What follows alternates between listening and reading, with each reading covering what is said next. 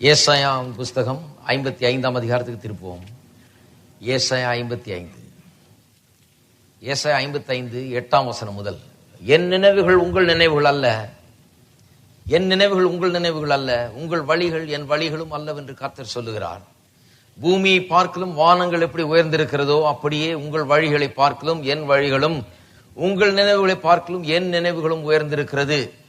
மாரியும் உறைந்த மழையும் வானத்திலிருந்து இறங்கி அவ்விடத்திற்கு திரும்பாமல் பூமியை நனைத்து அதில் முளை கிளம்பி விளையும்படி செய்து விதைக்கிறவனுக்கு விதையும் புசிக்கிறவனுக்கு ஆகாரத்தையும் கொடுக்கிறது எப்படியோ அப்படியே என் வாயிலிருந்து புறப்படும் வசனமும் இருக்கும். அது வெறுமையாய் என்னிடத்திற்கு திரும்பாமல் அது நான் விரும்புகிறதை செய்து நான் அதை அனுப்பின காரியமாகும்படி வாய்க்கும். கர்த்தருடைய வார்த்தையை எப்படி ஜெபத்திலே உபயோகப்படுத்துவது என்பது குறித்து கடந்த பல வாரங்களாக நாம் பேசி வருகிறோம். ஏனென்றால் ஜெபம் என்கிறது ஏதோ ஒரு மாம்சீக முயற்சி அல்ல. ஏதோ நாம் வந்தோம், கர்த்தரிடத்துல கண்ணீர் விட்டோம், கர்த்தரிடத்துல மண்டிட்டு மன்றாடினோம், இப்படிதான் நிறைய பேர் நினைக்கிறாங்க. பாருங்க, ஏதோ நான் 4 சொட்டு கண்ணீரை விட்டு கர்த்தரிடத்துல கெஞ்சி கேட்டுக்கிட்டு எதையோ ஒன்றை சாதித்து போகிறது என்று நினைக்கிறார்கள். வேத வசனம் ஜெபத்தை குறித்து அப்படி போதிக்கவில்லை. ஜெபத்தை குறித்த மேலான கருத்துக்களை உங்களோடு நான் பகிர்ந்து கொண்டு வந்திருக்கிறேன் கடந்த பல வாரங்களாக. ஜெபம் என்கிறது என்ன?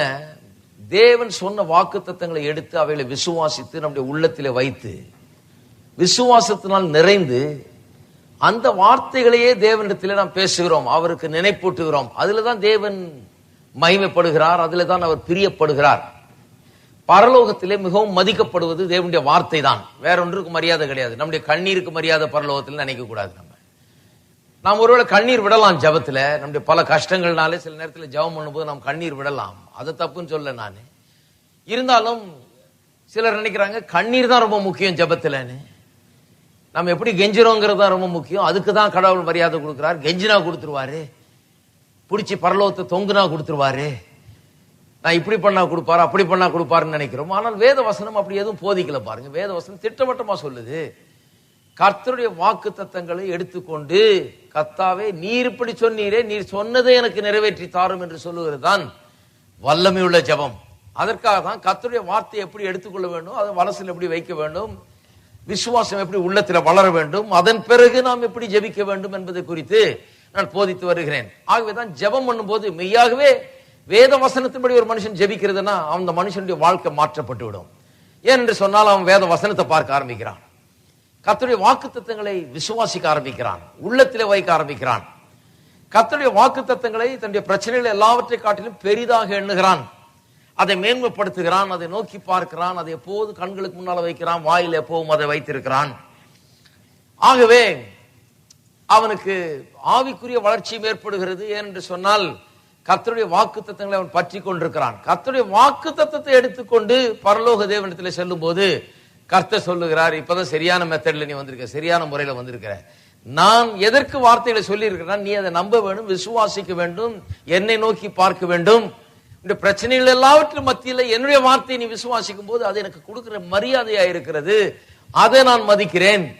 என்னுடைய வார்த்தையின் அடிப்படையில் வரும்போது நிச்சயமா உனக்கும் தைரியம் இருக்கும், நானும் கொடுக்க வேண்டியதுதான் என்கிறது வேத வசனத்தின் உண்மையாயிருக்கிறது. கர்த்தருடைய வார்த்தையின்படி கேட்கும் போது அப்பொழுதுதான் தைரியம் இருக்கிறதாம். ஏனென்றால் 1 யோவான் 5 வாசிக்கிறோம், அவருடைய சித்தத்தின்படி கேட்டால், எதையாகிலும் அவருடைய சித்தத்தின்படி கேட்டால் அதை பெற்றுக்கொள்வோம் என்கிற தைரியம், அவர் நமக்கு செவி கொடுக்கிறார் என்கிற தைரியம் நமக்கு உண்டாயிருக்கிறது.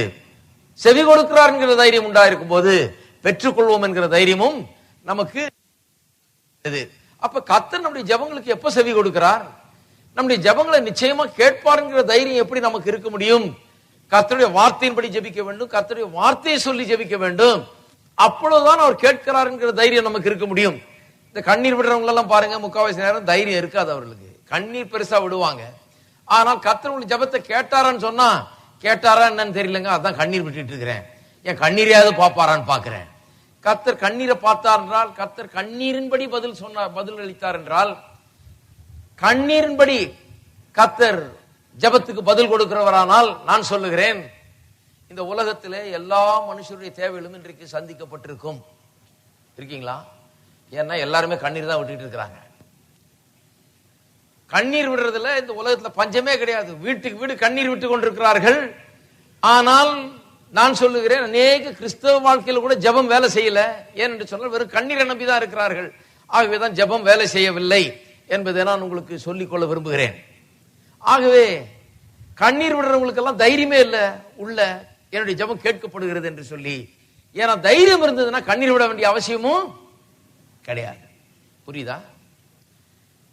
நான் ஜெபிக்கிறத கர்த்தர் கேட்கிறாருன்னு சொன்னா அப்புறம் நான் எது கண்ணீர் விடணும்?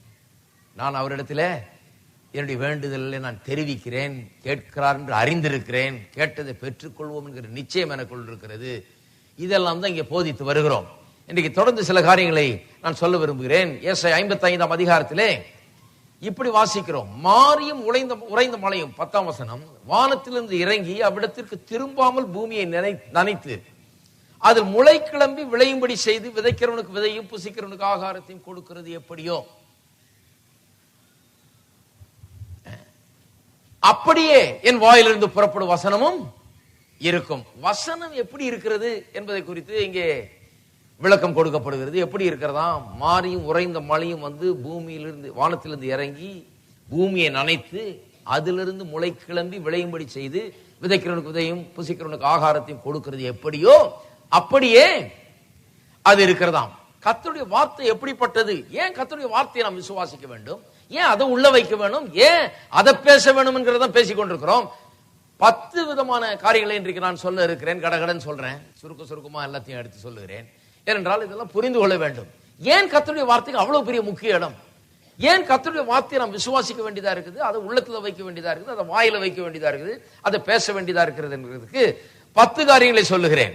ஏன் என்று சொன்னால், எப்படி மழை வந்து பூமியை நனைத்து முளை கிளம்பி விளைய செய்கிறதோ அதுபோலவே தேவனுடைய வார்த்தை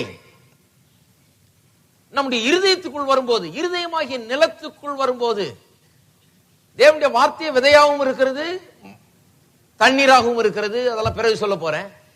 ஆனால் தேவனுடைய வார்த்தை நம்முடைய இருதயத்துக்குள்ள விதைக்கப்பட்டு அதை வார்த்தையினால் நாம் தண்ணீர் பாய்ச்சும் போது நிலத்தில் விழுந்த விதை எப்படி நிலத்தை விளைய செய்கிறதோ அதுபோல இருதயத்தில் விதைக்கப்பட்ட விதையாகிய தேவனுடைய வசனம் அது என்ன சொல்லுகிறதோ அதை விளைய செய்கிறது. புரிஞ்சுக்கிட்டீங்களா? கர்த்தர் நம்முடைய இருதயத்தை ஒரு விளைச்சலின் இடமாய் உண்டாக்கி இருக்கிறார். உங்களுக்கு என்னெல்லாம் வேண்டுமோ அதெல்லாம் எங்க இருந்து விளைய போகுது? நாம நினைச்சிட்டு இருக்கிறோம் யாரோ கொடுக்க போறாங்க. கிடையாது. கர்த்தர் எல்லாம் இங்கிருந்து விளைய வேணும் என்று வைத்திருக்கிறார். அதுக்கு தான் என்ன சொல்றாரு? என்ன வேணுமோ அதுக்குரிய வாக்குத்தத்தத்தை எடு, அதுக்குரிய வார்த்தையை எடு. கர்த்தர் சொன்ன வார்த்தையை எடுத்து அது இருதயமாகிய நிலத்தில விதை. பாருங்க, பூமி இருக்குது, பூமி ஒண்ணும் தானா விளையறது இல்ல. பூமி கிடக்குது. அந்த இருக்கிற பூமியை பண்படுத்தி அதை சரிப்படுத்தி அதுக்குள்ள என்ன பண்ணுகிறான்? விதைக்கிறவன் விதையை விதைக்கிறான். விதைக்கும் போது பிறகு தண்ணீர் பாய்ச்சும் போது என்ன ஆகிறது? சும்மா கிடந்த அந்த வெட்டாந்தர போல கிடந்த நிலம் இப்பொழுது விளை நிலமாக மாறுகிறது. ஏன் என்று சொன்னால் விதையும் தண்ணீரும், இந்த தேவ வசனமாகிய விதையும் தண்ணீரும் இந்த சும்மா கிடக்கிற இந்த நிலத்தை விளைகிற நிலமாக மாற்றுகிறது. It forces the earth into production. பூமியை விளைய செய்கிறது. விளையும்படியாக விளையக்கூடிய ஒரு நிலைக்கு அதை கொண்டு வருகிறது. இருக்கீங்களா? அநேகருடைய இருதயம் இன்றைக்கு சும்மா வெட்டாந்தர மாதிரி கிடக்குது, அப்படியே கிடக்குது. பாருங்க, அதுல இருந்து ஒண்ணு விதை, அதுல ஒண்ணும் விதை இல்ல, அதுல தண்ணீர் பாய்ச்சுகிறது இல்ல, அதுல இருந்து ஒண்ணும் விளைகிறது கிடையாது. கேட்டா முள்ளும் குறுக்கும் நிறைய விளைஞ்சு கிடக்குது. வேண்டாதெல்லாம் அது தானா விளைஞ்சு எல்லா தீமைகளும், எல்லா பயங்களும், எல்லா விதமான சந்தேகங்களும், எல்லா விதமான பிரச்சனைகளும், எல்லா கவலைகளும், பாரங்களும் நிறைய விளைந்து கிடக்குது. ஒழிய கர்த்தருடைய வார்த்தை விதைக்கப்பட்டு வார்த்தை சொல்லுகிறது விளைய வேண்டும் உள்ள. அதுக்குதான் இருதயம். இருதயம் எதுக்கு இருக்கிறது என்று கற்றுக்கொள்ள வேண்டும். அதனால்தான் நீதிமொழிகள் 4ஆம் அதிகாரம் 25ஆம் வசனத்தில் நாம் வாசிக்கிறோம், உன் இருதயத்தை எல்லா காவலோடும் காத்துக்கொள். ஏன்? அது நின்று ஜீவ ஊற்று புறப்படும். அப்ப இருதயம் எதுக்குன்னு நாம கவனிக்க வேண்டும். இருதயம் எதுக்கு என்று சொன்னால் அது ஒரு விளைச்சலின் இடம். எனக்கு சுகம் வேண்டுமா? என்னுடைய சுகத்தை விளைய செய்கிற இடம். எனக்கு பொருளாதார பெருக்கம் வேண்டுமா? அதை எனக்கு உண்டாக்கி தருகிற இடம் என்று இருதயம். என் இருதயத்தை நான் எப்படி பக்குவப்படுத்துகிறேன்? என் இருதயத்தில் நான் எதை விதைக்கிறேன் என்பதை பொறுத்துதான் என் வாழ்க்கையில என்ன உண்டாயிருக்க போகிறது என்கிறது நிர்ணயிக்கப்படுகிறது. நல்லா கவனிக்க வேண்டும். ஒவ்வொரு விசுவாசின் இருதயமும், அதனால்தான் கர்த்தர் என்ன சொல்றாரு, உன்னுடைய இருதயத்தை எனக்கு தா.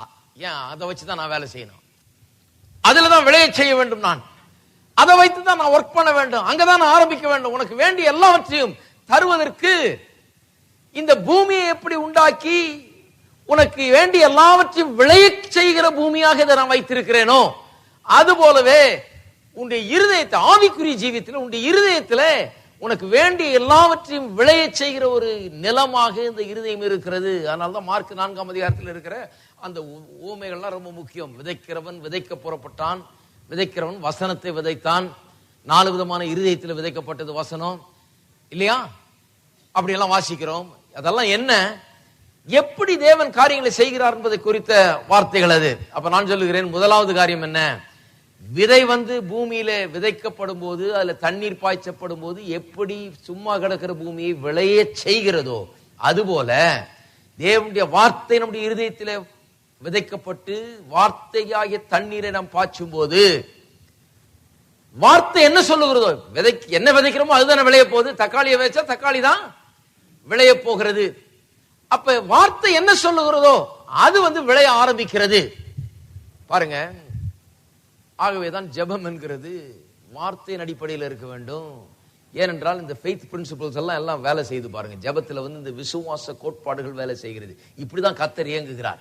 ஏதோ நான் சிலர் நினைச்சுக்கிறாங்க, பரலோக வாசலை போட்டு அடி அடின்னு அடிச்சு இடி இடின்னு இடிச்சு அதை திறந்து அதை உடைச்சு எப்படியாவது கடவுள் என்ன ஜெபத்தை கேட்கும்படியாய் கூச்சல் போடுறது ஓன்னு. ஏன்னா கர்த்தருக்கு காது சரியா கேட்காது பாருங்க. அவர் உள்ள எங்கேயாவது இருப்பாருங்க, அவர் தூங்கி கொண்டிருப்பாரோ, அவர் லீவ்ல போயிருப்பாரோ.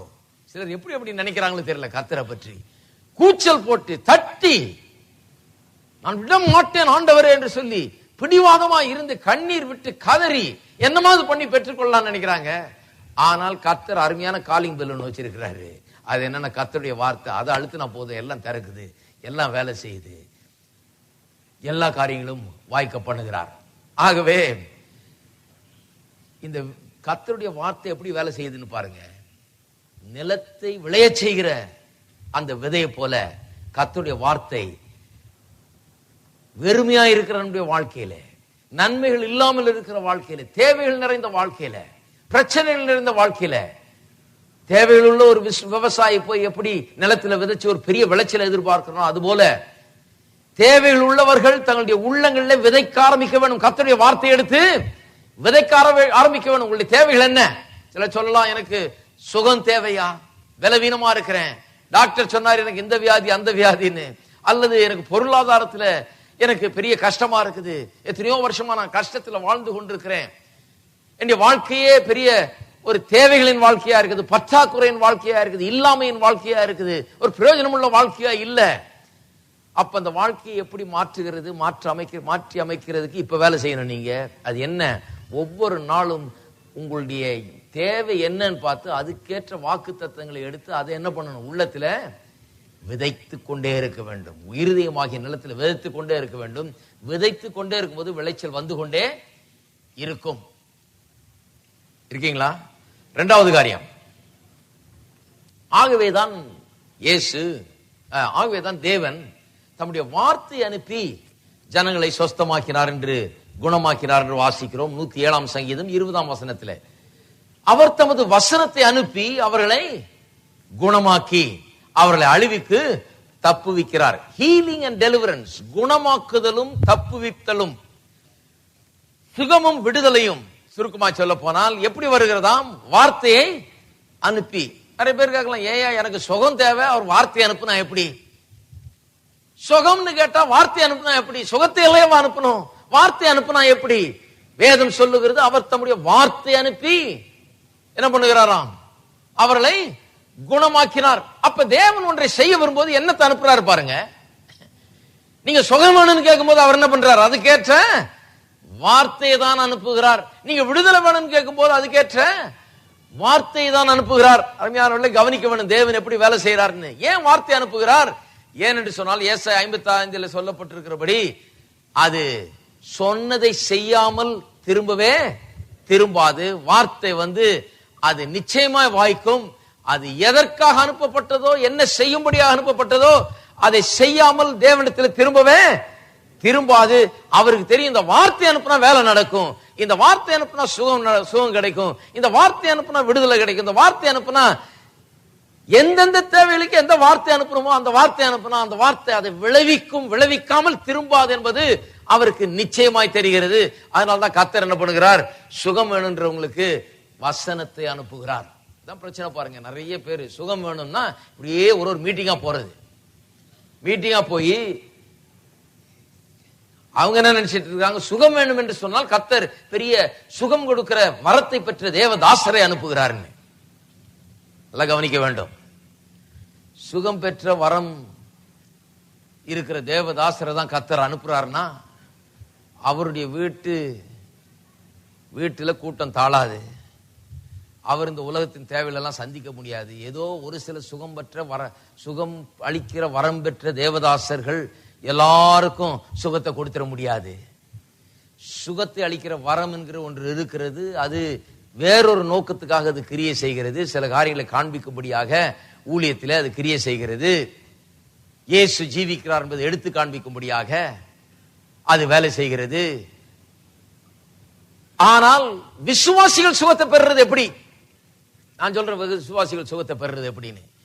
விசுவாசிகள் சுகத்தை பெறுறதுக்கு பல வழிகள் இருக்குது. ஆனா நம்ம ஹையஸ்ட் மெத்தட் தான் ஃபாலோ பண்ண எப்பவும். விசுவாசிகள் சுகத்தை பெறணும்னா நீங்க வரலாம், கை வச்சு நான் ஜெபம் பண்ணலாம். சுகம் கிடைக்குமா கிடைக்காதா? நிச்சயமா கிடைக்கும். ஆனா எத்தனை பேர் மேலதான் கை வைக்கிறது? ஏதோ ஒரு 10 பேர் வந்தா கை வைத்து ஜெபம் பண்ணலாம். ஒரு 1000 பேர் நின்னா என்ன ஆகிறது? எங்க என்ன ஆகிறது? ஆகவே பல வழிகள் இருக்குது பாருங்க. கையை வைத்து ஜெபம் பண்ணலாம், எண்ணெய் பூசி ஜெபம் பண்ணலாம், இன்னும் எத்தனையோ வழிகளுக்கு. சிலர் கை குட்டை கூட கொடுக்குறாங்க. சரி, அது கூட ஒரு வழின்னு வச்சுக்குவோம். இப்படி பல வழிகள் இருக்குது. ஆனா எல்லாத்தை விட சிறந்த வழி என்ன? கர்த்தருடைய வார்த்தை. நான் உங்களுக்கு சொல்ற வழி என்றென்றைக்கு உங்களுக்கு வேலை செய்யும். நீங்க என் வீட்டு வாசலை தேடிட்டு வர வேண்டியதில்லை. நீங்க பஸ் ஏறி ஆட்டோ பிடிச்சி இதுக்கு ஒரு 100 ரூபாய் செலவழிச்சு ஐயா இருக்கிறாரா அப்படின்னு கேட்டுக்கிட்டு அங்க நின்றுட்டு இருக்க வேண்டியதில்லை. சிலருக்கு ஜெபம், அவங்க ஜெபம் எல்லாம், ஐயா நான் ஆண்டவரே நான் போறேன். அந்த ஊழியக்காரர் இருக்கணும். அதை விட சுகமான ஆண்டவர்னு கேட்டு பெற்றுக்கொள்ளலாம். அதை பெற்றுக்கொள்ள இந்த ஊழியக்காரர் இருக்க செய்யும் ஆண்டவரே. அவர் எங்கேயும் போய்விடக் கூடாது. இன்றைக்கு அடியனுக்கு ஜெபிக்கிறதுக்காக அந்த ஊழியக்காரர் வீட்டிலேயே இருக்க வேணும். நான் போறப்ப அவர் இருக்கணும். கர்த்தர் சொல்ற, அப்ப நான் எதுக்கு இருக்கிறேன்? அவர் இருக்கணும்னு அவரை கடவுள் ஆக்கிட்டேன். என்னுடைய வார்த்தை எதுக்கு இருக்கிறது? கர்த்தர் சொல்றாரு, அவர் தம்முடைய வசனத்தை அனுப்பி அவர்களை குணமாக்கினார். அருமையானவர்களே, என்றைக்கு கிறிஸ்தவ உலகம் இப்படி எல்லாம் இருக்கிறத விட்டு மாறி வசனத்தை எடுத்து உள்ளத்துல வைக்கிறதோ, நீங்க உட்கார்ந்த இடத்துல சுகத்தை பெறலாம். நாளுக்கு நாள் சுகத்தையும் பலத்தையும் ஆரோக்கியத்தையும் உங்களுடைய வாழ்க்கையில பெருக்கி கொள்ளலாம். ஒவ்வொரு முறை சுகம் இல்லைன்னு உடனே யாரோ ஒரு பெரிய ஊழியக்காரர், வரம் பெற்ற ஊழியக்காரர் ஜெபம் பண்ணணும்னு அவசியம் இல்லை. ஒவ்வொரு நாளும் சுகத்தையும் பலத்தையும் ஆரோக்கியத்தையும் உங்களுடையது ஆக்கிக் கொள்ளலாம், எடுத்துக்கொள்ளலாம், அதை பெற்றுக்கொள்ளலாம், அதில் வாழ முடியும். அதுக்கு என்ன பண்ணணும்னா, அந்த விளைச்சலை உண்டாகிறதுக்கு இப்பவே என்ன பண்ணணும்? விதைக்க ஆரம்பிக்க வேண்டும். விதைக்க ஆரம்பிக்கும் போது அப்படிப்பட்ட ஒரு விளைச்சல் நமக்கு உண்டாகிறது. அப்ப கர்த்தர் எதுக்கு வசனத்தை அனுப்புறார்? சுகம் வேணும்னா அந்த வசனம் போய் அது விதைக்கப்பட்டு, அது தண்ணீர் பாய்ச்சப்பட்டு, அது வளர்ந்து, அது சுகத்தை விளைவிக்கும். அதனால்தான் அவர் அனுப்புறார். மூன்றாவது, இயேசுவே பாருங்க, மாம்சத்திலே வெளிப்பட்ட தேவன், அவர் வார்த்தை என்று அழைக்கப்படுகிறார். யோவான் 1ஆம் அதிகாரம் முதல் 3 வசனங்களிலே யோவான் இயேசுவை பற்றி இப்படியாக எழுதுகிறார். ஆதியிலே வார்த்தை இருந்தது, அந்த வார்த்தை தேவனிடத்தில் இருந்தது, அந்த வார்த்தை தேவனாய் இருந்தது. வார்த்தை வார்த்தை வார்த்தைன்னு சொல்றது யார சொல்லுது? இது ஏதோ வார்த்தையை சொல்ல, இந்த தேவனாகிய கர்த்தரை, இயேசுவை சொல்லுகிறது வார்த்தை வார்த்தை என்று. அவர் ஆதியிலே தேவனோடு இருந்தார். டக்குன்னு அவர்ன்றாங்க பாருங்க, வார்த்தைன்னு சொல்லிட்டு அவர், அந்த வார்த்தை அவர் தான் அந்த வார்த்தை. அப்ப இயேசுதான் வார்த்தை. இப்ப பாருங்க 3ஆம் வசனம், சகலமும் அவர் மூலமாய் உண்டாயிற்று, உண்டானதொன்றும் அவராலே அல்லாமல் உண்டாகவில்லை. நான் சொல்லுகிறேன், கர்த்தர் தேவன் உண்டாக்கின எல்லாவற்றையும் வார்த்தையினால் உண்டாக்கினார் ஒழிய வார்த்தை இல்லாமல் ஒன்றும் உண்டாக்கப்படவில்லை. வார்த்தை மூலமாக தான் எல்லாமே உண்டாயிற்று. கவனிக்க வேண்டும். அப்ப வார்த்தையின் மூலமாக தான் எல்லாம் உண்டாயிற்று என்று சொன்னால், இன்றைக்கு நமக்கு ஏதாவது உண்டாக வேண்டும் என்றால் வார்த்தையின் மூலமாக தான் உண்டாக வேண்டும். ஆதியிலே இருளிலே வெளிச்சம் உண்டாயிற்று. எப்படி உண்டாயிற்று? வார்த்தையின் மூலமாக தான் வெளிச்சம் உண்டாயிற்று. மரம் செடிகள் கொடிகள் உண்டாயிற்று. எப்படி உண்டாயிற்று? வார்த்தையினால் உண்டாயிற்று. மிருக ஜீவன்கள் உண்டாயிற்று, பறவைகள் உண்டாயிற்று, சமுத்திரத்து மீன்கள் மச்சங்கள் உண்டாயிற்று. எப்படி உண்டாயிற்று? வார்த்தையினால் உண்டாயிற்று. சூரிய சந்திர நட்சத்திரங்கள் உண்டாயிற்று. எப்படி உண்டாயிற்று? வார்த்தையினால் உண்டாயிற்று.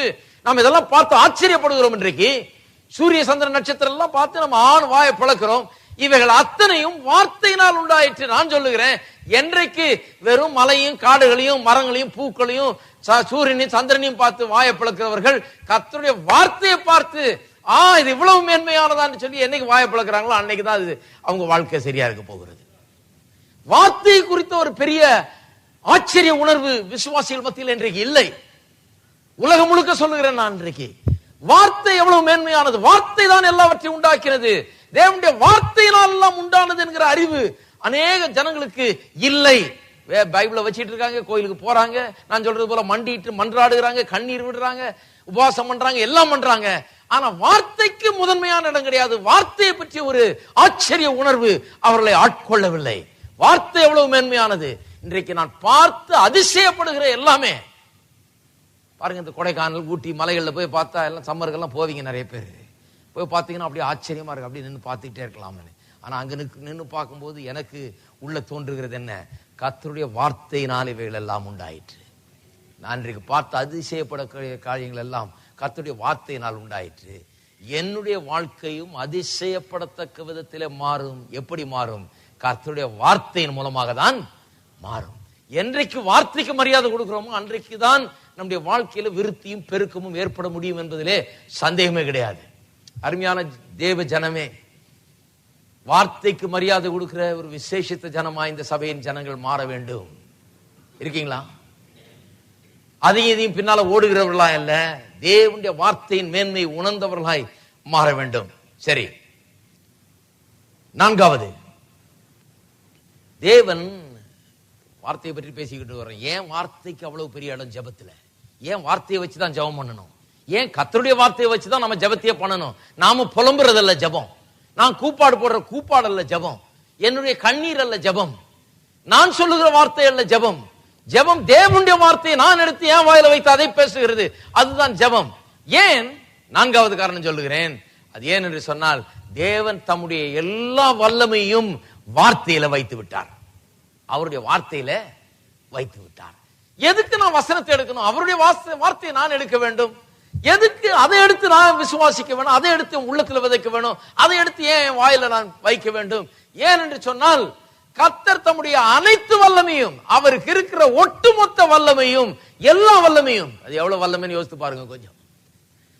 கர்த்தருக்கு இருக்கிற அந்த அளவற்ற வல்லமை, அப்படிதான் சொல்ல முடியும். ஏன்னா அவருடைய வல்லமைக்கு எல்லையே கிடையாது. கோடு போட்டு இவ்வளவு நிறுத்த முடியாது அவருடைய வல்லமையை. நான் சொல்லுகிறேன், அவருடைய அளவற்ற எல்கையற்ற வல்லமையை, ஆற்றலை அவர் தம்முடைய வார்த்தையில எல்லாவற்றையும் வைத்து விட்டார். எல்லா வல்லமையும். வார்த்தைக்கு அப்பாற்பட்ட விதத்தில் வல்லமை கிடையாது. எல்லா வல்லமையும் வார்த்தையில வைக்கப்பட்டிருக்கிறது. அப்ப நான் அவருடைய வார்த்தையை எடுத்து அதை உள்ளத்துல விதைத்து அதை விசுவாசித்து அதை பேசி அதை ஜெபத்துல நான் பேசும்போது, அதனாலதான் அந்த ஜெபத்துல அவ்வளவு பெரிய வல்லமை இருக்கிறது. மலைகளை பெயர்க்கக்கூடிய வல்லமை அந்த ஜெபத்தில் இருக்கிறது. இருக்கீங்களா? அப்ப வார்த்தையில எல்லா வல்லமையும் வைத்து விட்டார். திருப்பவும் எபிரேயர்களது நிருபம் 1 அதிகாரம், எபிரேயர் 1:3. இவர் அவருடைய மகிமையின் பிரகாசமும் அவருடைய தன்மையின் சொரூபமாயிருந்து, இயேசுவை குறித்து சொல்லி இருக்கிறது. அவருடைய மகிமையின் பிரகாசமும் அவருடைய தன்மையின் சொரூபமாயிருந்து சர்வத்தையும் தம்முடைய வல்லமை உள்ள வசனத்தினாலே தாங்குகிறவராய் தம்மாலே தாமே நம்முடைய பாவங்களை நீக்கும் சுத்திகரிப்பை உண்டு பண்ணி உன்னதத்தில் உள்ள மகத்துவமானவருடைய வலது பாரசத்திலே உட்கார்ந்தார். அங்க கவனிக்க வேண்டியது, தம்முடைய வல்லமை உள்ள வசனத்தினால். இந்த வல்லமை உள்ள வசனத்தினால் உடனே டக்குன்னு விளங்க மாட்டேங்குது. தமிழ்ல, ஆங்கிலத்தில் ரொம்ப அருமையா சொல்லி இருக்குது. By the word of his power he sustains all things by the word of his power. சாதாரணமா ஆங்கிலத்துல power of his word தான் சொல்லுவோம் இல்லையா? சாதாரணமா வார்த்தையின் வல்லமையினால் அப்படின்ற விதத்துல தான் ஆங்கிலத்துல சாதாரண சொல்லுவாங்க. இங்க கொஞ்சம் மாத்தி சொல்லப்பட்டிருக்கிறது. By the word of his power. By the word of his பவர்னா வல்லமையுள்ள வார்த்தையினால். வார்த்தையின் வல்லமையினால்னு சொல்றதுக்கும் வல்லமையுள்ள வார்த்தையினால்ன்றதுக்கும் பெரிய வித்தியாசம் இருக்குது. வார்த்தையின் வல்லமையினால்னா வார்த்தையில ஏதோ கொஞ்சம் வல்லமை இருக்குது, ஓரளவுக்கு வல்லமை இருக்குன்னு அர்த்தம். வல்லமையுள்ள வார்த்தைனா எல்லா வல்லமையும் அந்த வார்த்தையில தான் இருக்குதுன்னு அர்த்தம். வித்தியாசம் புரியுதா? By the power of his word என்று சொன்னால் அவருடைய வார்த்தையில வல்லமை இருக்குது அப்படின்னு அர்த்தம். By the word of his power சொன்னா அவருடைய வார்த்தையில தான் எல்லா வல்லமையும் இருக்கிறது. அதனால்தான் அது வல்லமையுள்ள வார்த்தை. இந்த வார்த்தை தேவனுடைய வல்லமையை உள்ளடக்கிய வார்த்தை. அப்ப எப்படி சொல்லப்பட்டிருக்கு பாருங்க, தேவன் தம்முடைய எல்லா சிருஷ்டிப்பையும் வல்லமையுள்ள வார்த்தையினால தான் உண்டாக்குனாரு. இன்றைக்கு எப்படி தாங்குகிறார்? அந்த வல்லமையுள்ள வார்த்தையினால தான் தாங்குகிறார். அப்ப அவருடைய வல்லமை எல்லாம் அவருடைய வார்த்தையில வைக்கப்பட்டிருக்கும் போது அவருடைய வல்லமை எல்லாவற்றையும் கொண்டு வந்து யாரோ ஒரு மனுஷன் கொடுத்துடல, நீ போய் உலகத்துல நீ தான் பெரிய ஸ்டார் மாதிரி இருன்னு சொல்லி கிடையாது. அவருடைய வல்லமை எல்லாத்தையும் எடுத்து ஆண்டவர் என்ன பண்ணாரு? தம்முடைய வார்த்தையில வைத்து விட்டார். ஒரு பிரசங்கியாருக்கு சில நேரத்தில் மரியாதை இருக்குது அல்லது ஒரு அந்தஸ்து இருக்குதுன்னு சொன்னா எதனால? அவர் ஏதோ பெரிய வரம் பெற்ற தேவதாசர் இல்ல, அவருக்குள்ள வார்த்தை இருக்குது. அந்த வார்த்தை அவர் பேசுகிறார். அந்த வார்த்தையை பேசுகிறதுனால ஜனங்கள் தொடப்படுகிறார்கள். இந்த வார்த்தையை பேசுகிறதுனால பதில்கள் உண்டாகிறது. இந்த வார்த்தையை பேசுகிறதுனால வல்லமை புறப்பட்டு சென்று அங்கே கிரியை செய்ய ஆரம்பிக்கிறது. இந்த வார்த்தை பேசுகிறதுனால சுகம் விடுதலை உண்டாகிறது. அந்த வார்த்தை வல்லமையுள்ள வார்த்தை அவருடைய வாயை விட்டு புறப்பட்டு செல்கிற அப்படின்னாலே காரியங்கள் நடைபெறுகிறது. நல்லா கவனிக்கிறீங்களா? அப்ப கர்த்தர் தம்முடைய வார்த்தைக்கு தான் மேன்மையை தர்றார். ஏன்னு சொன்னா நல்லா கவனிச்சு பாருங்க, நமக்கு மேன்மையை தர்றார், அது உண்மைதான். ஆனால் அதை காட்டில நம்முடைய அவருடைய வார்த்தைக்கு மேன்மையை தர்றார். ஏன்னு சொன்னா அவருடைய எல்லா பிரஸ்தாபத்தை காட்டிலும் எதை உயர்த்தினார்?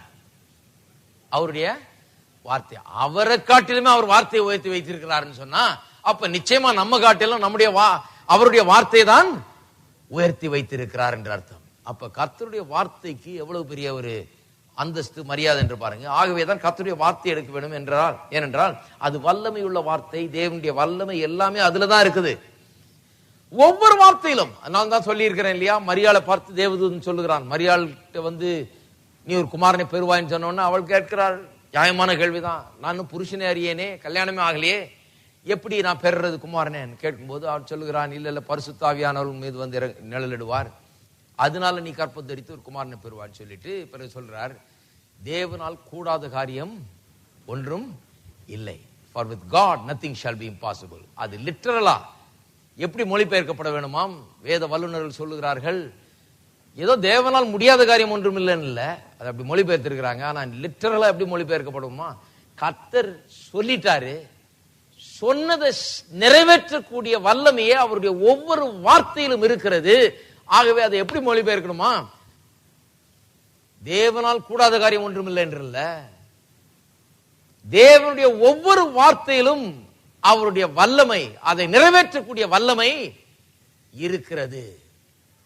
தேவன் சொல்லிட்டா அது நிறைவேற முடியாதுன்னு கிடையாது. ஏன்னா ஒவ்வொரு வார்த்தையிலும் அதை நிறைவேற்றக்கூடிய வல்லமையை தேவன் வைத்திருக்கிறார்.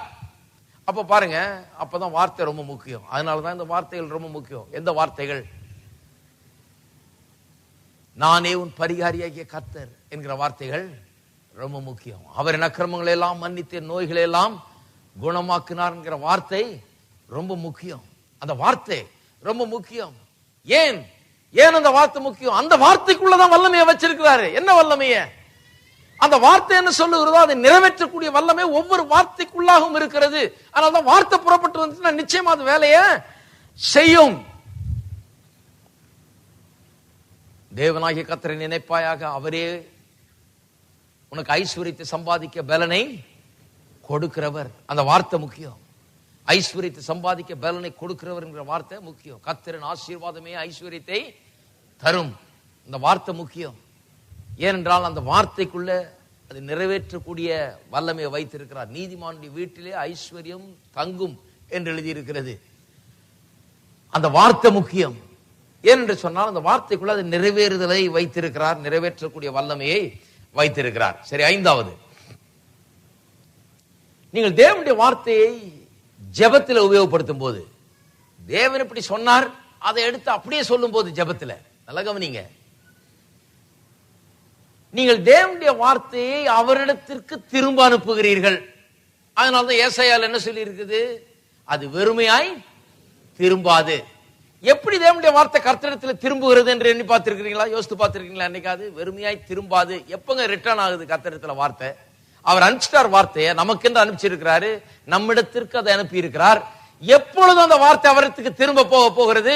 நான் சொல்றேன், எப்ப திரும்ப போகுதுன்னு. நீங்க எப்போ அவர் அனுப்பின வார்த்தையை ஏற்றுக்கொண்டு விசுவாசித்து உள்ளத்தில் விதைத்து நீங்க ஜெபத்துல வாயினால பேசும்போது அந்த வார்த்தை அவரிடத்துல திரும்புகிறது. நீங்க கேட்கலாம், என்னையா திரும்புறதுன்றீங்க? அது அனுப்பினது வாய்க்காமல் திரும்பாதுன்னு இருக்குதே. அப்ப வாய்க்கிறதுக்கு முன்னால் நான் சொன்ன உடனே அது திரும்பிடுச்சுன்னா அது எப்படின்னு சொன்னா, நீங்க என்னைக்கு உள்ளத்துல விசுவாசித்து வாயில பேசிட்டீங்களோ கர்த்தரை பொறுத்த வரைக்கும் அது ஏற்கனவே நடந்து முடிந்தது போலதான். அவர் சொல்றாரு, வார்த்தை இடத்துல திரும்பிடுச்சு, அதனால வேலை ஆயிடுச்சுன்னு அர்த்தம். வாய்த்து விட்டது என்ற அர்த்தம். இருக்கீங்களா? இதெல்லாம் உன்னதமான கருத்துக்கள். இதையெல்லாம் உள்ளத்துல வைக்க வேண்டும். உள்ளத்துல என்றைக்கு ஒரு மனுஷன் வார்த்தையினால் நிரம்பி அதை விசுவாசித்து தன்னுடைய வாயினால் அதை அறிக்கை செய்யறானோ கர்த்தரிடத்தில் அதை திரும்ப அனுப்புகிறான். He is returning the word to God himself and the word will not return void. அது வெறுமையாய் திரும்பாது. அது அவரிடத்தில் திரும்புதுன்னு சொன்னா உள்ள வேலையை நடத்திடுச்சுன்னு அர்த்தம். அப்ப அந்த வார்த்தை சொல்லுகிறது, என்னுடைய வாழ்க்கையில நிச்சயமாய் நிறைவேறும் என்ற அர்த்தம்.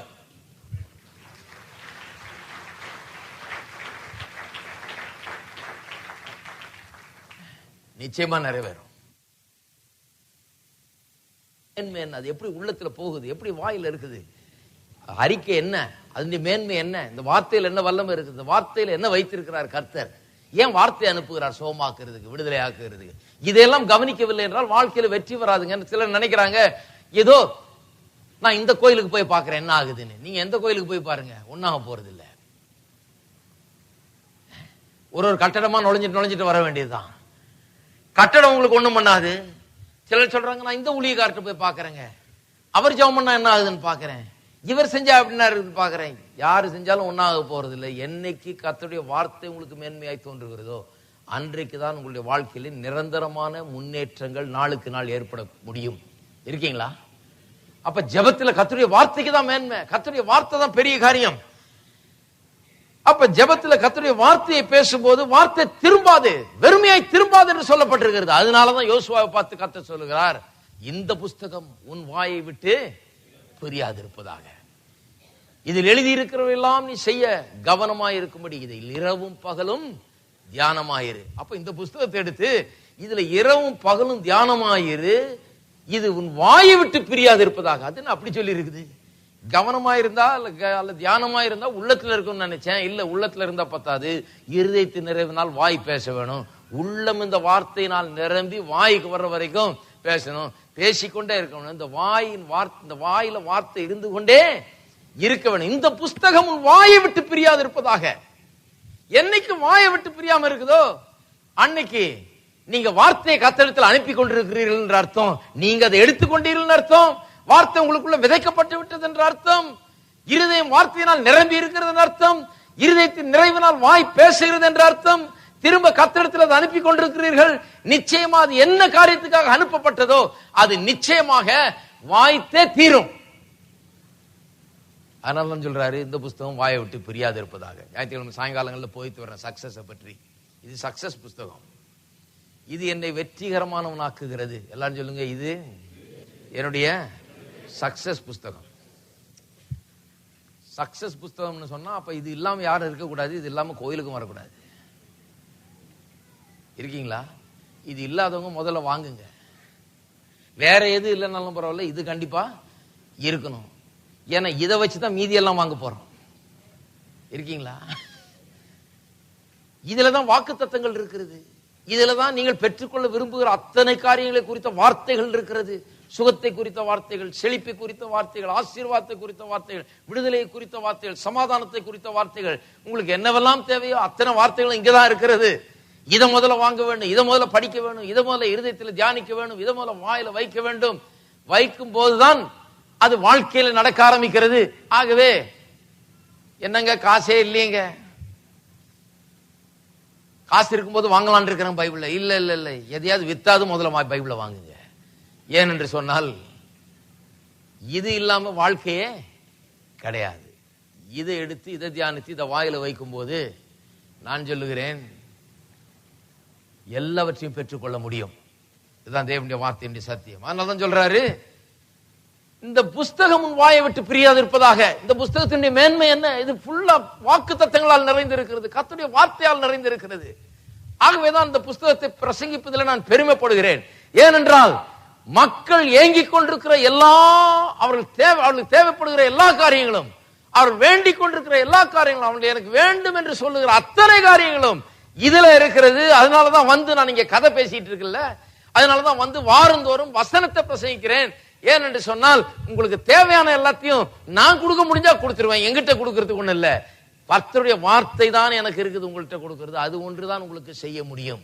அதனாலதான் கர்த்தருடைய வார்த்தையை கொடுத்து கொண்டிருக்கிறேன். இருக்கீங்களா? அதனாலதான் கர்த்தர் சொன்னாரு, எனக்கு நினைப்பூட்டுன்னு சொன்னாரு. நான் சொன்னது எனக்கு நினைப்பூட்டுன்னாரு. ஏன் அவர் மறந்துடுறாரா? அப்பப்ப ஞாபகப்படுத்தணுமா? அவருக்கு கிடையாது. கர்த்தர் மறக்கிறது கிடையாது. தாய் தன் பாலகனை மறந்தாலும் அவர் உங்களை மறப்பது இல்லையா? அப்பேற்பட்ட மறக்காத தேவன். அப்புறம் ஏன் நினைப்பூட்டுன்னு சொல்றாரு? நினைப்பூட்டுன்னு ஏன் சொல்றாருன்னா, நீ அதை விசுவாசித்தியா அப்படின்னு அவருக்கு தெரியணும். உங்க உள்ள போயிடுச்சா? நீங்க அதை எந்த அளவுக்கு எடுத்துட்டு இருக்கிறீங்க? உங்க பிரச்சனையை பெருசா நினைக்கிறீங்களா? அவருடைய வாக்குத்தத்தத்தை பெருசா நினைக்கிறீங்களா? உங்களுடைய எண்ணங்கள், உங்களுடைய கண்கள் அவர் மீது இருக்கிறதா? அவரை நோக்கி இருக்கிறீர்களா? அவரை விசுவாசித்து இருக்கிறீர்களா? அவர்தான் உங்கள் பதில் என்று நினைக்கிறீர்களா? உங்களுடைய எதிர்பார்ப்பு அவர் மீது இருக்கிறதா? அதனால தான் சொல்றாரு, நீ என்னைக்கு ஆண்டவரே நீர் இப்படி சொன்னீரே அப்படின்னு நினைப்பூட்டுற போது என்ன அர்த்தமாகிறது? ஆண்டவரே நான் மற்றதை பற்றி எல்லாம் ஒரி பண்ணல, நீர் இப்படி சொன்னீரே, அதை நீர் எப்ப செய்ய போகிறீர் அப்படின்னு தான் கேட்கிறேன். அப்படி கேட்கும் போதே அது என்னத்தை கன்ஃபார்ம் பண்ணுது? கர்த்தர் சொன்னதை நான் எல்லாவற்றை விட பெருசா ஆக்கி விட்டேன் என்பதை எடுத்து காண்பிக்கிறது. அவர் மறந்துட்டார் என்னல்ல. சரி, அடுத்தது 6வது, தேவனுடைய வார்த்தை அழிவில்லாத ஒரு விதையாய் இருக்கிறது. திருப்போம் 1 பேதுரு 1 அதிகாரத்துக்கு 23 வசனம். அழிவுள்ள வித்தினாலே அல்ல, என்றென்றைக்கும் நிற்கிறதும் ஜீவனுள்ளதுமான தேவ வசனமாகிய அழிவில்லாத வித்தினாலே மறுபடியும் ஜனிப்பிக்கப்பட்டீர்கள். தேவ வசனம் என்ன மாதிரி வித்து? அழிவுள்ள வித்து அல்ல, அழிவில்லாத வித்து ஆகிய தேவ வசனம். எல்லாரும் சொல்லுவோம் அழிவில்லாத வித்து. நான் சொல்லுகிறேன், 6வது காரியம் என்ன? தேவனுடைய வார்த்தை அழிவில்லாத விதையா இருக்கிறதுனால, வித்தா இருக்கிறதுனால, விதையா இருக்கிறதுனால அது நிச்சயமாக விளைச்சலை உண்டு பண்ணும். அதை அழிக்கவே முடியாது. எந்த சக்தியும் அந்த வித்தை அழிக்கவே முடியவே முடியாது. அது நிச்சயமாக விளைச்சலை உண்டு பண்ணும் என்பதிலே சந்தேகமே கிடையாது. விவசாயிகள் இன்றைக்கு விதைக்கிறார்கள், அவர்களுக்கு அழிவில்லாத வித்து கிடையாது, விதை கிடையாது. அழிவில்லாத விதை மட்டும் இருந்துருச்சுன்னா, அப்பா நீங்க நாடு முழுக்க வெறும் விவசாயம் தான் நடக்கும். அழிவில்லாத விதை கிடையாது. இந்த பாவ உலகத்துல, சபிக்கப்பட்ட நிலையில் இருக்கிற இந்த உலகத்துல விதையில கூட பல ரகங்கள் வந்துருச்சு. இப்போ விதையில கூட இப்போ சில விதைகள்லாம் சரி கிடையாது, சில விதைகள்லாம் சரி பண்றாங்க, நல்ல விளையக்கூடிய விதைகள் இருக்கிறது. அழிவில்லாத வித்துன்னு சொல்லும் போது 100% பெர்ஃபெக்ட். இது அழிக்கவே முடியாது. இது என்ன விளைய செய்யணுமோ அதை பூரணமாய் விளைய செய்கிற அழிவில்லாத வித்தாய் இருக்கிறது. அப்ப கர்த்தருடைய வார்த்தை அப்படி பாருங்க, இது அழிவில்லாத வித்து. அப்ப அழிவில்லாத விதைன்னு சொன்னா, இந்த விதையை விதைச்சிட்டு நான் நிச்சயமா அது வளரும் எதிர்பார்க்க முடியுமா? நிச்சயமா முடியும். இது அரைகுறையா வளரப்போதா? கிடையாது. நிச்சயமா அது பூரணமாய் வளரும், பூரணமான விளைச்சலை கொண்டு வரும். அப்ப நான் இந்த விதைக்கு என்ன செய்ய வேண்டுமோ அதை நான் செய்ய வேண்டும். இது என்ன பண்ண வேணும்? இதுக்கு முதல்ல நான் ஒரு நிலத்தை கண்டுபிடிச்சு அதுல விதைக்க வேண்டும்.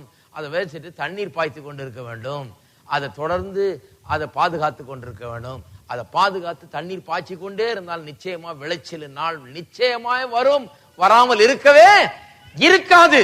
நீங்கள் சுகத்தை குறித்தும், செழிப்பை குறித்தும், விடுதலை குறித்தும், உங்கள் நல்வாழ்வை குறித்தும், உங்கள் எதிர்காலத்தை குறித்தும் நீங்கள் என்னவா இருக்க வேண்டும் என்பதை குறித்த விதைகளை விதைத்துக் கொண்டே இருக்க வேண்டும். விதைத்து விட்டு எதிர்பார்த்து கொண்டே இருக்க வேண்டும். நான் சொல்லுகிறேன், ஏற்ற காலத்திலே அறுப்பீர்கள். இருக்கீங்களா? எதிர்பார்க்கிறீங்களா?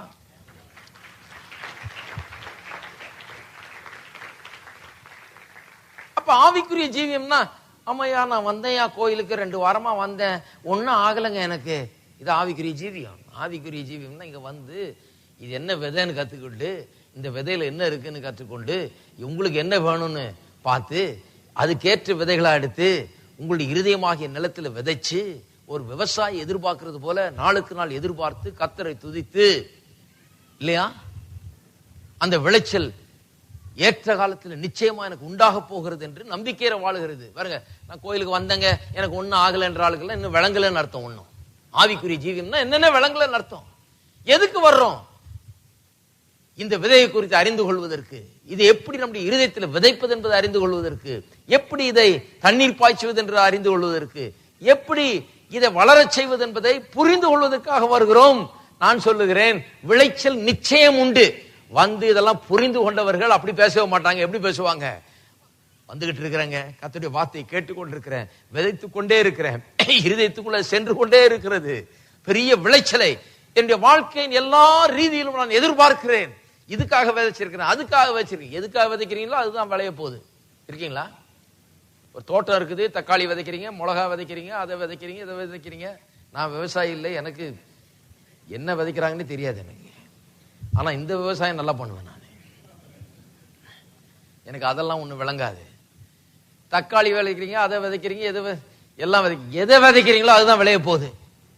நான் தக்காளி விதைச்சேங்க, வெங்காயம் விதைச்சேங்க, அதை பண்ணுங்க இதை பண்ணுங்கன்னு சொல்லிட்டு கடைசியில எனக்கு உருளைக்கிழங்கு வரலங்கன்னா, உருளைக்கிழங்கு விதைச்சிங்களா? எதை விதைச்சா அதை தான் வரும். அதனாலதான் கிறிஸ்தவர்கள் பாருங்க, சிலர்லாம் வந்து சில காரியங்கள்ல நல்லா இருப்பாங்க, பாவத்தை மேற்கொண்டு வெற்றிகரமான பரிசுத்த வாழ்க்கை வாழ்றது நிறைய கிறிஸ்தவங்க. ஏன்னா அதுக்காக விதைக்கிறாங்க, அதுக்காக வசனங்கள் எடுக்கிறாங்க, அதுக்காக உள்ளத்துல வைக்கிறாங்க. உடைய வார்த்தை என்று உள்ளத்திலே மறைத்து வைத்தேன், நான் பாவம் செய்யாது இருக்கும்படி உடைய வார்த்தை என்று உள்ளத்திலே மறைத்து வைத்தேன்னு சொல்லுறாங்க சங்கீதக்காரன். அப்படி நிறைய கிறிஸ்தவங்க இன்னைக்கு இருக்காங்க தெரியுமா. அவங்க பரிசுத்தத்துல வாழுகிறார்கள். ரொம்ப சந்தோஷம், நல்லது. ஒவ்வொரு விசுவாசியும் பரிசுத்தத்துல வாழணும். ஆனா பரிசுத்தத்துல வாழ்ந்து கொண்டு பட்டினியா வாழ முடியாது. ஹலோ, தமிழ் நல்லா வருது எனக்கு. இப்போ இன்னும் கொஞ்சம் நல்ல கவிதை எழுத ஆரம்பிச்சிருவேன்னு நினைக்கிறேன். இதை வர வைக்கிறதுக்கு என்ன பாடுபட்டு.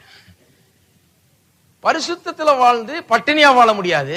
ஏன்னா நிறைய கிறிஸ்தவங்க இருக்காங்க, பரிசுத்தம் பரிசுத்தம் பரிசுத்தம் பேசுறாங்க, ஆனா வாழ்க்கை பூரா பட்டினி, பிள்ளை பட்டினி, பொண்டாட்டி பட்டினி, வீட்டுல பட்டினி, ஒண்ணும் இல்ல எல்லாம். சில விசுவாசிங்க அப்படியே சொல்றாங்க பாருங்க, எல்லாம் அடிச்சட்டியில சுரண்டா மாதிரி தான் பிரதர். கர்த்தர் எப்போ வருவாருன்னு காத்து கொண்டிருக்கிறேன். ஏசு இன்னைக்கோ நாளைக்கோ என்னைக்கோ வந்துடுவார். இவருக்காகவே வரணும் போல இருக்குது. ஏன்னா இவர் நாளைக்கு என்ன பண்ணுவாருன்னு தெரியல, அந்த நிலையில இருக்கிறாரு. அநேக விசுவாசிகள் ஊழியக்காரர்கள் இப்படிதான் இருக்காங்க. அவங்க சொல்றாங்க, நாளைக்கு ஆகாரம் எங்கிருந்து வருகிறதோ எனக்கு தெரியவில்லை பிரதர், எனக்கு தெரியும் எங்கிருந்து வரப்போகுதுன்னு. என்னை காக்கிற தேவன் உறங்குகிறதும் இல்லை தூங்குகிறதும் இல்லை. என்னுடைய குறைவுகள் எல்லாம் அவருடைய மகிமையின் ஐஸ்வர்யத்தின்படி சந்திக்கப்படுகிறது. அப்ப நான் நாளைக்கு சாப்பாடு எங்கிருந்து வருதுன்னு என் வாயில வரவே மாட்டேங்குது. அது என்னன்னு தெரியல, அடிச்சு போட்டாலும் எனக்கு வரவே வராது. என்னுடைய சாப்பாடு நாளைக்கு எங்கிருந்து வரப்போகிறது என்பதை நான் ஏற்கனவே அறிந்திருக்கிறேன். என் வாழ்நாள் முழுக்க எங்கிருந்து வரும் என்பதை அறிந்திருக்கிறேன். ஏனென்றால் வேதவசனம் சொல்லுது, வாழ்நாள் முழுவதும் நன்மையும் கிருபையும் மாத்திரம் உன்னை தொடரும்.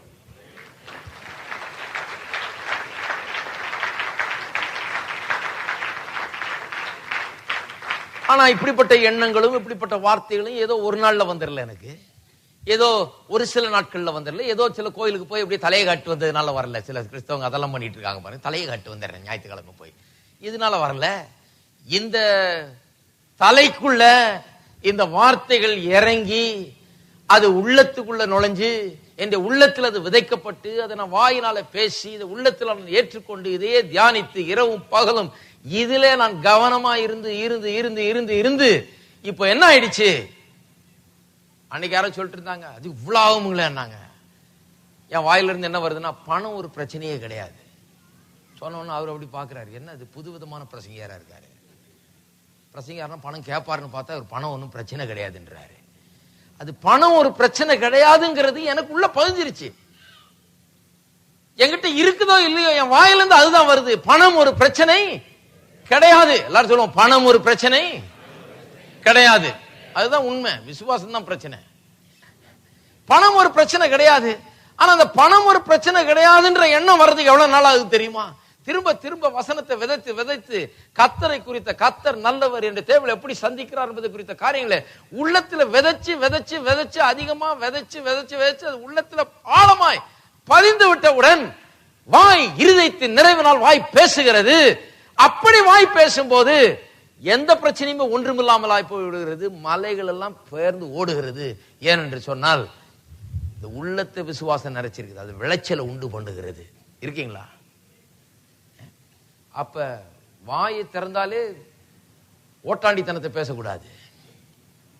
ஆமாங்க, என்னத்தை கண்டோம், என்னத்தை வேலை செய்து, என்னத்தை பெரிய இது 4 நாளைக்கு கூட வராதாக்கும். இது உங்களுடைய வார்த்தையின்படியே உங்களுக்கு இந்த வார்த்தையெல்லாம் அப்படியே விதைச்சு விதைச்சு வாயில பேசுறதெல்லாம் இருதயத்துக்குள்ள போது பாருங்க. அப்படியே விதைக்கிறீங்க. இருதயத்துக்குள்ள போறது இந்த விதைச்சதெல்லாம் அப்படியே விளைய போகிறது. அப்புறம் 4 நாளைக்குள்ள வராதுன்னு சொன்னீங்க இல்லையா? கண்டிப்பா கரெக்டா 5ஆவது நாள் ஒன்றும் இருக்காது. அப்புறம் ஆண்டவரே என்னை கண்ணோக்கி பார்க்க மாட்டீரோ, எனக்கு இறங்க மாட்டீரோ, எனக்கு உதவ மாட்டீரோ, அடியேன் கண்ணீர் விட்டு கொண்டிருக்கிறேனே, இன்னும் எத்தனை வருஷங்கள் ஐயா கண்ணீர் விடுவது? கர்த்தர் சொல்றாரு, எத்தனை வருஷம் ஆனாலும் நீ கண்ணீர் தான் விட்டுட்டு இருக்க போற. உன்னுடைய வாய் மாறுற வரைக்கும் ஜீவியம் மாறாது. வார்த்தை மாறுற வரைக்கும் ஜீவியம் மாற போறது கிடையாது. ஆவிக்குரிய ஜீவியம்ங்கிறது ஏதோ ஒண்ணு யாரோ போனாங்க, தலையில கை வச்சாங்க, எனக்கு இப்படி ஆச்சு, வானத்திலிருந்து திடீர்னு தொப்புன்னு வந்து விழுந்ததுன்னு கிடையாது. ஆவிக்குரிய ஜீவியம் என்கிறது. அதனால்தான் தேவனுடைய ராஜ்யத்தை பற்றி பேசும்போது என்ன சொல்லுகிறது? தேவனுடைய ராஜ்யம் நிலத்தில் விதைக்கிறவனுக்கு ஒப்பாய் இருக்கிறது. அவன் விதைத்து இரவில் தூங்கி பகல் விழித்து அது எப்படி விளையுதுன்னு தெரியல அவனுக்கு, ஆனா விளையுது. அப்படிதான் தேவனுடைய ராஜ்யம் இருக்கிறது. தேவனுடைய ராஜ்யம் இன்னைக்கு ஜனங்க பிராக்டிஸ் பண்ற மாதிரி கிடையாது. தேவனுடைய ராஜ்யம் நிலத்தில் விதையை விதைத்து இரவில் தூங்கி பகலில் விழித்து, இரவில் தூங்கி பகலில் விழித்து, இரவில் தூங்கி பகலில் விழித்து, இப்படியே நாளுக்கு நாள் போய் ஏற்ற காலத்தில் விளைச்சல் ஏற்படுது. அப்படிதான் தேவனுடைய ராஜ்யம் இருக்கிறது. இருக்கீங்களா? சரி, 7வது, அதுதான் 7வது. தேவனுடைய ராஜ்யம் வார்த்தையினாலதான் இயங்குகிறது. அதனால்தான் மார்க் 4ஆம் அதிகாரத்திலே இயேசு அந்த விதைக்கிறவனுடைய ஓமையை மார்க் 4ஆம் அதிகாரத்தில் இயேசு எதுக்கு சொல்றாருன்னா, தேவனுடைய ராஜ்யம் எப்படி இயங்குகிறது, தேவனுடைய ராஜ்யத்தில் எப்படி காரியங்கள் நடக்கிறது என்று சொல்லுகிறார். அதனால சொல்லுகிறார் 26ஆம் வசனத்திலே, பின்னும் அவர் அவர்களை நோக்கி, தேவனுடைய ராஜ்யமானது, எல்லாரும் சொல்லுங்க, தேவனுடைய ராஜ்யமானது ஒரு மனுஷன் நிலத்தில் விதையை விதைத்து. அப்ப தேவனுடைய ராஜ்யத்துல எல்லாம் எப்படி நடக்குதுங்க? விதையை விதைக்கிறதுனால தான் நடக்குது. தேவனுடைய ராஜ்யத்துல ஏதோ பெரிய இவாஞ்சலிஸ்ட் வந்தாரு, இப்படி பண்ணாரு, அவர் வந்தாருங்க, இப்படி பண்ணாரு, அப்படி இல்ல. எல்லா இவாஞ்சலிஸ்டுக்காகவும் கர்த்தருக்கு ஸ்தோத்திரம். அவங்க எல்லாம் வந்து அவங்க விதைக்க வேண்டிய விதையை விதைக்கிறாங்க நம்முடைய உள்ளங்கள்ல, இல்லையா? அப்படிதான் வேலை நடக்குது. காரியங்களை சரியா புரிந்து கொள்ள வேணும். தேவனுடைய ராஜ்யத்துல எல்லாம் எப்படி நடக்கிறது? நிலத்தில் விதையை விதைத்து இரவில் தூங்கி பகலில் விழித்திருக்க அவனுக்கு தெரியாத விதமாய் விதை முளைத்து பயிராகிறதற்கு, எல்லாரும் சொல்லுங்க, பயிராகிறதற்கு ஒப்பாயிருக்கிறது. அப்ப தேவனுடைய காரியங்கள்லாம் எப்படி நடக்கிறது? வார்த்தையை விதைத்து அது பயிராகுது. அப்படிதான் நடக்கிறது. கர்த்தர் இயேசு பாருங்க விளக்கம் சொல்லிட்டு இருக்கிறார். தேவனுடைய ராஜ்யம், தேவனுடைய ராஜ்யத்துல எப்படி காரியங்கள் நடக்குது, அவருடைய எக்கானமில, அவருடைய வீட்டுல எப்படி காரியம் நடக்குது. அவர் சொல்றாரு, எங்கிட்ட வந்தீங்கன்னா இப்படிதான் காரியம். எங்கிட்ட வந்தா விதையை எடுக்கணும், விதையை எடுத்து விதைக்கணும், விதைச்சிட்டு இரவுல தூங்கணும், பகல்ல விழிக்கணும். இரவுல தூங்குன்னு சொன்னா நேரம் எந்திரிச்சு போய் என்ன ஒண்ணுமே விளைய மாட்டேங்குதுன்னு சொல்லி நோண்டி பார்க்க கூடாது. இரவுல தூங்குனா தூங்கணும் பேசாம, பகல்ல விழித்துனா பேசாம விழித்திரு. விதைத்து இரவில் தூங்கி பகல் விழித்து அவனுக்கு தெரியாத விதமாய் நம்பணும், ஏதோ நடக்குதுன்னு விசுவாசிக்க வேணும். அவனுக்கு தெரியாத விதமாய் விளைந்து பயிராகிறது போல பயிராகும், உண்டாகும், விளைச்சல் உண்டாகும் என்பதை விசுவாசிக்க வேண்டும், எதிர்பார்க்க வேண்டும். பிறகு விளைச்சல் உண்டாகணும், ஏற்ற நேரத்தில் கரெக்டா அறுக்கணும், எடுத்துக்கொள்ள வேண்டும். இருக்கீங்களா? இப்படிதான் தேவனுடைய ராஜ்யத்தில் எல்லா காரியங்களும் நடக்கிறது என்று இயேசு திட்டவட்டமாய் கூறுகிறார். அதனால்தான் பாருங்க, ரட்சிப்பு கூட அப்படிதான் நடக்குது. பாருங்க, ரட்சிப்பு எப்படி நடக்கிறது? இந்த விதைத்து பயிராகிறது போலதான். வசனத்தை கேட்கிறோம், நீங்க அங்கேயும் எங்கேயும் போய் வசனத்தை கேட்கறீங்க, உள்ளத்துல வேலை நடந்து கொண்டிருக்கிறது. வீட்டுக்கு யாரோ வந்தாங்க, ஜெபம் பண்ணாங்க, அல்லது கர்த்தருடைய வார்த்தை உங்களுக்கு சொன்னாங்க, உங்க நண்பர் சொன்னார், அவர் சொன்னார், டிவியில கேட்டீங்க, என்னமோ பண்ணீங்க. அதெல்லாம் ஒரு விதை விதைக்கிறது போல, ரட்சிப்புக்கு ஏற்ற சில விதைகள் விதைக்கப்படுகிறது போல ஆகிறது பாருங்க. அப்புறம் ஒரு நாள் வருகிறது, அதனுடைய விளைச்சல் உண்டாகிறது. அந்த ரட்சிப்பின் நாள்ல கூட பாத்தீங்கன்னு சொன்னா, உங்கள் வாயை திறந்து நீங்க அறிக்கை செய்ய ஆரம்பிக்கிறீர்கள். இயேசு ஆண்டவர் என்பதையும், தேவன் அவரை மரித்தோரிலிருந்து எழுப்பினார் என்பதையும் வாயினால் அறிக்கை செய்கிறீர்கள். அங்கதான் சொல்லியிருக்கு ரோமர் 10:8, இந்த வார்த்தை உங்களுக்கு சமீபமாய் உங்கள் வாயிலும் உங்கள் இருதயத்திலும் இருக்கிற விசுவாச வார்த்தையே. ஆகவே நீங்கள் அந்த வார்த்தையை எடுத்துக்கொண்டு இயேசுவை அறிக்கை செய்து, தேவன் அவரை மரித்தோரிலிருந்து எழுப்பினார் என்பதை அறிக்கை செய்தால் ரட்சிக்கப்படுவீர்கள். அப்ப ரட்சிப்பு எப்படி உண்டாகுது? அதுவும் இந்த விதை விதைத்து பயிராகிறது போலதான் ரட்சிப்பும் உண்டாகிறது. வார்த்தையை பேசின உடனே அந்த வார்த்தை விதைக்கப்படுகிறது, அந்த விதைத்தலுடைய விளைச்சல் உண்டாகிறது உடனடியாக. சரி, அடுத்தது 8வது, ரொம்ப முக்கியமா ஒரு காரியத்தை காண்பிக்க போகிறேன். 8வது காரியம், இந்த உலகத்திலே காணப்படாத காரியங்கள் எல்லாம் காணப்படுகிற காரியங்கள் மூலமாக நமக்கு விளங்க பண்ணி இருக்கிறார் ஆண்டவர். எடுப்போம் ரோமர் 1ஆம் அதிகாரம். காணப்படாதவைகளை காணப்படுகிறவர்களாலே தேவன் நமக்கு வெளிப்படுத்தி காண்பித்திருக்கிறார். வாசிப்போம் 20ஆம் வசனம். எப்படி என்றால் காணப்படாதவைகளாகி அவருடைய நித்திய வல்லமை, தேவத்துவம் என்பவைகள் உண்டாக்கப்பட்டிருக்கிறவர்களாலே உலகம் உண்டானது முதற்கொண்டு தெளிவாய் காணப்படும். ஆதலால் அவர்கள் போக்கு சொல்ல இடமில்லை. அதாவது பாருங்க, காணப்படாதவைகளாகிய அவருடைய நித்திய வல்லமை, தேவத்துவம் என்பவைகள். கடவுள் யார்? அவர் எப்படிப்பட்டவர்? தேவத்துவம்னா பிதா, குமாரன், பரிசுத்த ஆவியான திருத்துவ தேவனை குறித்த காரியங்கள்.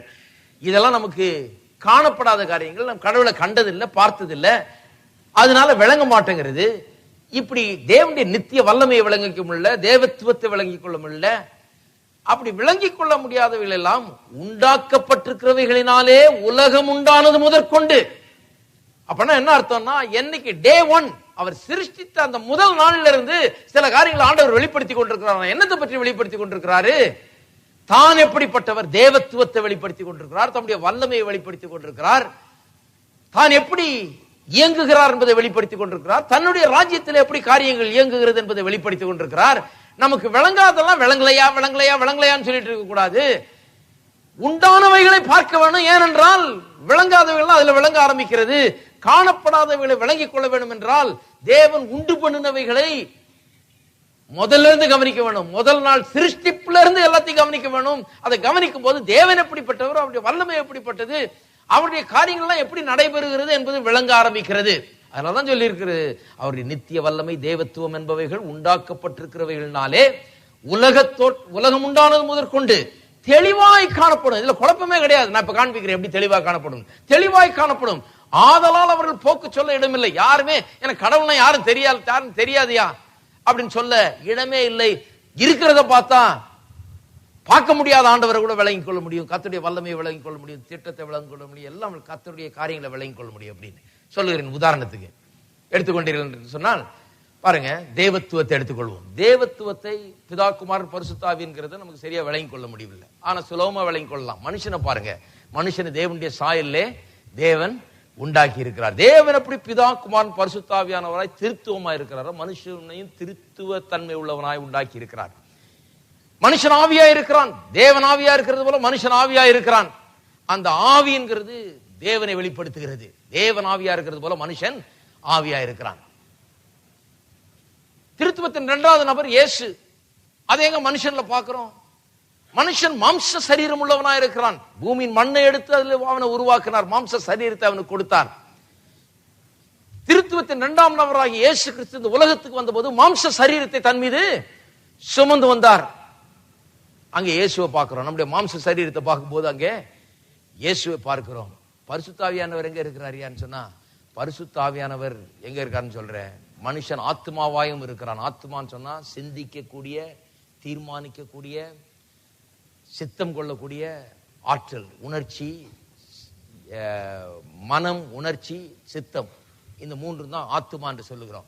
இது என்னத்துக்கு உபயோகப்படுத்துகிறோம்? என்னத்துக்கு இந்த சித்தம் கொள்ளுகிற ஆற்றலை, மனதை எதுக்கு உபயோகப்படுத்துகிறோம் சொன்னா, சில காரியங்களை சிந்தித்து அலசி பார்த்து தீர்மானித்து சில காரியங்களை செய்வதற்காக தான்.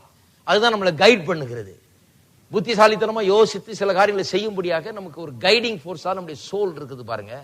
நான் சொல்லுகிறேன், பரிசுத்த ஆவியானவரை குறித்து வேதவசனம் சொல்லுகிறது, அவர் நம்மை நடத்துகிறவர், சகல சத்தியத்துக்குள்ளும் நடத்துகிறவர். அப்ப கொஞ்சம் ஆழமா பார்த்தா போதும். மனுஷனை, உண்டாக்கப்பட்ட மனுஷனை பார்த்தா அங்க தேவனை பார்க்கலாம், அங்க இயேசுவை பார்க்கலாம், அங்க பரிசுத்த ஆவியானவரை பார்க்கலாம். விளங்காத திருத்துவ தேவனை கூட இதுல இருந்து புரிந்து கொள்ளலாம். இன்னும் ஆழமா பார்த்தா போயிட்டே இருக்கலாம். எனக்கு சொல்றதுக்கு நேரம் இல்லை. ஆனா சொல்றேன் பாருங்க, தெளிவாய் வேதம் சொல்லுகிறது, காணப்படாதவைகளை உண்டாக்கப்பட்டவைகளின் மூலம் தெளிவாய் புரிந்து கொள்ளலாம் என்று வேதவசனம் சொல்லுகிறது. ஆனா இதுல முக்கியமான கருத்து அதுக்கு வர்றேன். அது என்னன்னா, பூமி உண்டாக்கப்பட்டதை பாருங்க. இந்த பூமி எப்படி உண்டாக்கப்பட்டது அதை பார்க்கும்போது தேவனுடைய வீட்டுல எப்படி வேலை நடக்குது, தேவன்கிட்ட காரியத்தை எப்படி சாதிக்கிறது, தேவனுடைய ராஜ்யத்தில் எப்படி காரியங்கள் நடக்கிறது, தேவன் எப்படி காரியங்களை செய்கிறார், இதுதான் ஜனங்களுக்கு குழப்பம். அதனாலதான் பாருங்க கண்ணீர் விட்டுட்டு இருக்காங்க. ஏன்னா அவங்க நினைக்கிறாங்க, கண்ணீர் விட்டா அவர் கண்ணீரை காண்பார் இல்லையா, கண்ணீரை காண்கிற தேவனாச்சே. அப்ப அதுதான் அவருடைய சிஸ்டமா? அப்ப அவருடைய சிஸ்டம் கண்ணீரை பார்த்து எல்லா பதிலும் அளிக்கிறாருன்னு சொன்னா நம்ம கண்ணீர் விட்டுட்டே இருக்கலாம். ரொம்ப நல்லது, ரொம்ப சிம்பிளா போச்சு. நீ கோயிலே தேவையில்லை, இதெல்லாம் போதிக்கிறதுக்கு கண்ணீர் விடுறதுக்கு சொல்லி தரவே வேண்டியதில்லை. வீட்டுக்கு வீடு அம்மா மாதிரி கண்ணீர் விட்டுட்டு இருக்கிறாங்க. ஏற்கனவே கண்ணீர் விடுறதுல வல்லவர்கள். அது கிறிஸ்தவர்கள் சொல்லவே வேண்டியதில்லை, குடம் குடமா விடுவார்கள். நாட்டில் தண்ணி இல்லைனாலும் கண்ணில் தண்ணி இருக்குது உங்களுக்கு. அருமையானவர்களே சொல்லுகிறேன், தேவனுடைய ராஜ்யத்திலே எப்படி காரியங்கள் இயங்குகிறது, எப்படி நடக்குது காரியங்கள் நான் சொல்லுகிறேன். முதலாம் அதிகாரத்தை பாருங்க எப்படி நடக்குதுன்னு. 1ஆம் அதிகாரம் திருப்போம் 10ஆம் வசனம் 11ஆம் வசனம். அப்பொழுது தேவன் பூமியானது புல்லையும் விதையை பிறப்பிக்கும் பூண்டுகளையும் பூமியின் மேல் தங்களில் தங்கள் விதைகளுடைய கனிகளை தங்கள் ஜாதியின்படியே கொடுக்கும் கனி விருட்சங்களையும் முளைப்பிக்க கடவுது என்றார். அது அப்படி ஆயிற்று. பூமியானது புல்லையும் தங்கள் ஜாதியின்படியே விதையை பிறப்பிக்கும் பூண்டுகளையும் தங்கள் ஜாதியின்படியே தங்கள் விதையுடைய கனிகளை கொடுக்கும் விருட்சங்களையும் முளைப்பித்தது. தேவனது நல்லது என்று கண்டார். இங்க கவனிக்க வேண்டியது என்ன, அது தங்கள் ஜாதியின்படியே விளைவிக்கக்கூடிய விதைகளை உடைய கனிகளை தேவன் உண்டாக்குனாராம். தேவன் உண்டாக்கும் போதே எப்படி உண்டாக்குனார்னு பார்க்கணும். ஏன்னா இப்ப ஏதாவது நம்முடைய வாழ்க்கையில உண்டாக்குறதுன்னா அப்படிதான் உண்டாக்க போறாராம். எப்படி உண்டாக்குனார் ஆதியிலே தேவன்? மரத்தெல்லாம் உண்டாக்கும் போது எப்படி உண்டாக்குனார், மரம் செடி கொடிகள் எப்படி உண்டாக்குனார், அதுக்குள்ள தங்கள் ஜாதியின்படியே பிறப்பிக்க கூடிய விதைகளை வைத்துதான் உண்டாக்குனார். இருக்கீங்களா? இது காட்ஸ் மெத்தட் ஆஃப் ஆபரேஷன். இப்படிதான் கர்த்தர் செய்யறாரு. கடவுள் இப்படிதாங்க வேலை செய்யறாரு. எப்படி கடவுள் எப்படிங்க செய்யறார்? ஒருத்தர் சொல்றாரு, கடவுளுடைய வழிகளை யாம் அறியோம். உடனெல்லாம் ஆமேன், எவ்வளவு உண்மையா, எங்க சொல்லிருக்குது நாம் அறியோம்னு? வேத வசனம் சொல்லுது நாம் அறிந்து கொள்வோம்.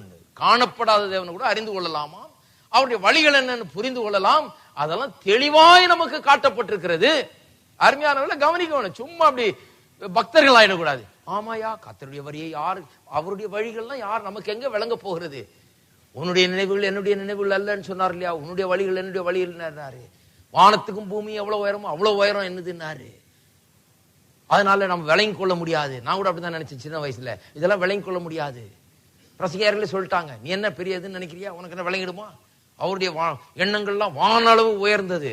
அந்த வானளவு உயர்ந்ததுன்னா என்ன, வானளவும் தூக்குறது மட்டும் இல்ல, அங்கிருந்து வார்த்தையும் வானத்திலிருந்து கீழே இறங்கி வருகிறது. அப்படிதான் நான் அறிந்து கொள்ள முடியும். அப்ப நான் அறிந்து கொள்ள முடியுமா? வேதவசனம் சொல்லுது அறிந்து கொள்ள முடியும். என்ன அறிந்து கொள்ளுகிறேன்? கடவுளை குறித்து என்ன தெரியும் எனக்கு? நான் சொல்லுகிறேன், ஆதியில அவர் எப்படி சிரிச்சித்தார் பார்க்கும் போதே விளங்குது. எப்படி சிரிச்சித்தார்? அதுக்குள்ள அதனுடைய விதையை வைத்து சிரிச்சித்தார்.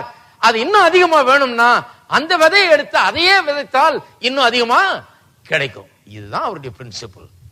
அப்போ உங்களுடைய வாழ்க்கையிலே எப்படி பெருக்கத்தை உண்டு பண்ணுகிறார், பொருளாதாரத்தில் எப்படி பெருக்கத்தை உண்டு பண்ணுகிறார், சந்தோஷ பெருக்கம் எப்படி ஏற்பட போகிறது, சமாதானத்தின் பெருக்கம் எப்படி ஏற்பட போகிறது, சுகத்தின் விளைச்சல் எப்படி ஏற்பட போகிறது, சகல நன்மைகளின் விளைச்சலும் பெருக்கமும் உங்களுடைய வாழ்க்கையில் எப்படி ஏற்பட போகிறது?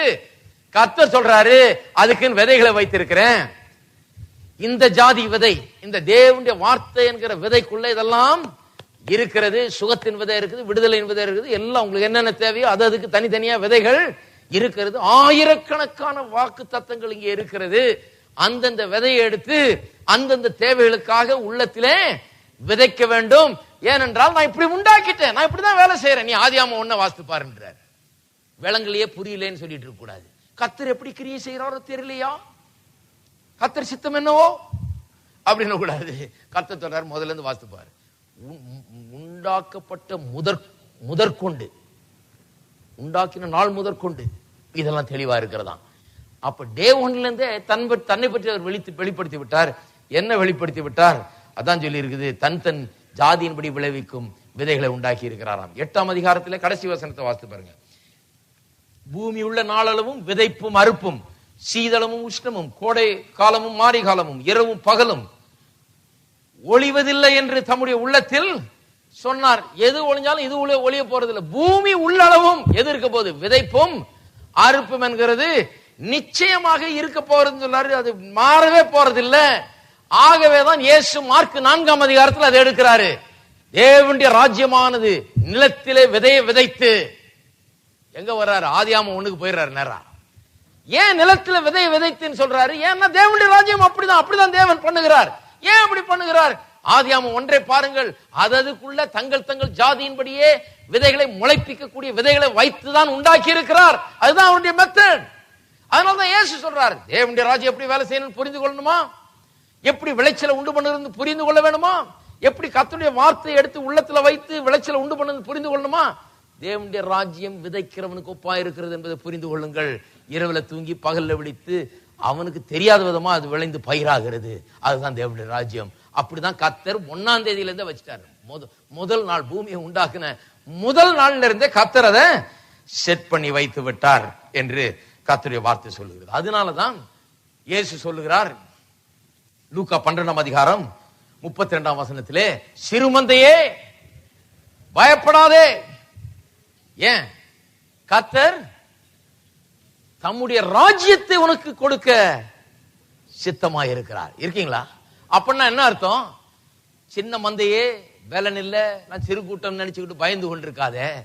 கர்த்தர் தம்முடைய ராஜ்யத்தை உனக்கு தரப்போகிறார். தம்முடைய ராஜ்யத்தை தருகிறார், அதுக்கு சித்தமா இருக்கிறார், அது பிரியமா இருக்கிறார். ஆங்கிலத்தில் ரொம்ப ஜோரா வந்திருக்குது, it is the father's pleasure to give you the kingdom அப்படின்னு சொன்னா அவருடைய ராஜ்யம் உன்னுடைய உள்ளத்துல உண்டாக போகிறது. சிறுமந்தையே நீ சின்னதா இருக்கிறன்னு பயப்படாத. ஏன் என்று சொன்னால் சின்னதா இருந்தாலும் நீ பெரிய ஆளா இருக்க போற. ஏனென்றால் தேவனுடைய ராஜ்யம் உனக்குள்ள வந்த பிறகு உனக்கு எல்லாம் வேணுமோ அதெல்லாம் விளைவிக்க கூடிய வல்லமையும் சக்தியும் அந்த ராஜ்யத்தில் இருக்கிறது. அந்த ராஜ்யத்தின் விதைகளை விதைத்தால் நீ சிறுமந்தையேன்னு பயந்துகிட்டு இருக்க வேண்டியது இல்ல. தேவனுடைய ராஜ்யம் வந்ததுன்னா நீ பெரிய ஆளாக போகிறன்றார். அதனாலதான் பாருங்க லூக்கா 6ஆம் அதிகாரம் 20ஆம் வசனம் நினைக்கிறேன், அதுல எல்லாம் பாத்தீங்கன்னா சொல்லப்பட்டிருக்குது இல்லையா, 20-21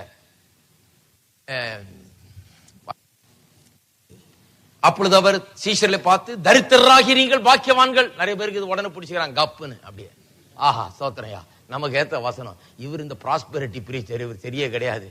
பைபிள்ல பாருங்க என்ன போட்டிருக்கு, தரித்திரராகி நீங்கள் பாக்கியவான்கள் போட்டிருக்கு இல்லையா, கெட்டியா பிடிச்சுக்கிறாங்க பாருங்க. நான் சொல்றேன் அது கொஞ்சம் நல்லா வாசிக்கணும். தரித்திரராகிய நீங்கள் பாக்கியவான்கள், திருப்தி அடைவீர்கள். என்ன அடைவீர்கள்? தரித்திரராகிய பாக்கியவான்கள், நீ தேவன், மறுபடியும் சொல்றேன், தரித்திரராகிய நீங்கள் பாக்கியவான்கள், தேவனுடைய ராஜ்யம் உங்களுடையது. அப்படின்னா என்ன அர்த்தம்? தரித்திரரே நீங்கள் பாக்கியவான்கள். ஏன் பாக்கியவான்கள்? நீங்க தரித்திரரா இருக்கிறதுனால பாக்கியவான்கள் இல்ல. ஏன் பாக்கியவான்கள்னா இப்ப தேவனுடைய,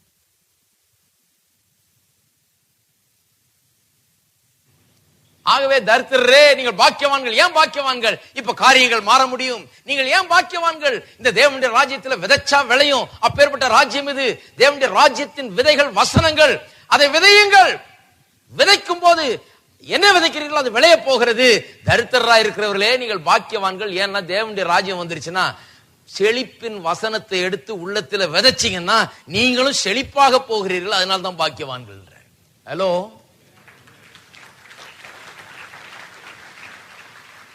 நான் இன்றைக்கு சொல்லுகிறேன், தரித்திரத்தில் இருக்கிறவர்கள், இல்லாமையில் இருக்கிறவர்கள், பற்றாக்குறையில் இருக்கிறவர்கள், ஏழ்மைத்தனத்தில் இருக்கிறவர்கள் என்ற ஒண்ணு இல்லையா. ராக் பாட்டம் வந்தாச்சு, தர தட்டிடுச்சுன்றாங்களே நம்ம தமிழ்நாட்டில். தர தட்டிடுச்சுன்னா இது கப்பல் தர தட்டின மாதிரி கீழே வந்தாச்சு. ரொம்ப சந்தோஷம். இனிமே இன்னும் கீழே போக முடியாது. அதனால தான் ரொம்ப சந்தோஷம். இனிமே வந்தா மேலதான் வரணும். தர தட்டினவங்களுக்கு சொல்லுகிறேன், அந்த தரையிலிருந்து அதல பாதாளத்திலிருந்து கர்த்தர் உங்களை தூக்கும்படியாக தேவனுடைய ராஜ்யத்தை உங்களுக்குள்ள வைத்திருக்கிறார். கீழே கிடக்கிறீங்களா? நான் சொல்லுகிறேன், தேவனுடைய வார்த்தையின் விதைகளை உள்ளத்திலே விதையுங்கள். உள்ளத்துல விதைக்க ஆரம்பிச்ச நாள்ல இருந்து மேல வர ஆரம்பிக்கும். உடனே ஒருவேளை கண்ணுக்கு தெரியாம இருக்கலாம், உடனே ரிசல்ட் வந்து கண்களுக்கு புலப்படாமல் இருக்கலாம். ஆனா அன்னையிலிருந்து மேல் நோக்கி பயணம் தான், ப்ரோக்ரஸ் தான், முன்னேற்றம் தான். ஏன் என்று சொன்னால் தேவனுடைய வார்த்தை அதை உள்ளத்துல விதைக்கும் போது உள்ளத்துல வேலை நடக்க ஆரம்பிக்கிறது. நீங்கள் நாளைக்கு என்னவா இருக்கிறீர்கள் நான் இன்னைக்கே தீர்க்க தரிசனம் சொல்ல முடியும். இதுக்கு ஒரு தீர்க்க தரிசிட்டு போக வேண்டியதில்லை. நீங்க நான் கூட தீர்க்க தரிசி தான். நான் சொல்றேன், நீங்கள் எப்படி இருப்பீர்கள்? நான் சொல்லுகிறேன், நீங்கள் நன்றாய் இருப்பீர்கள்.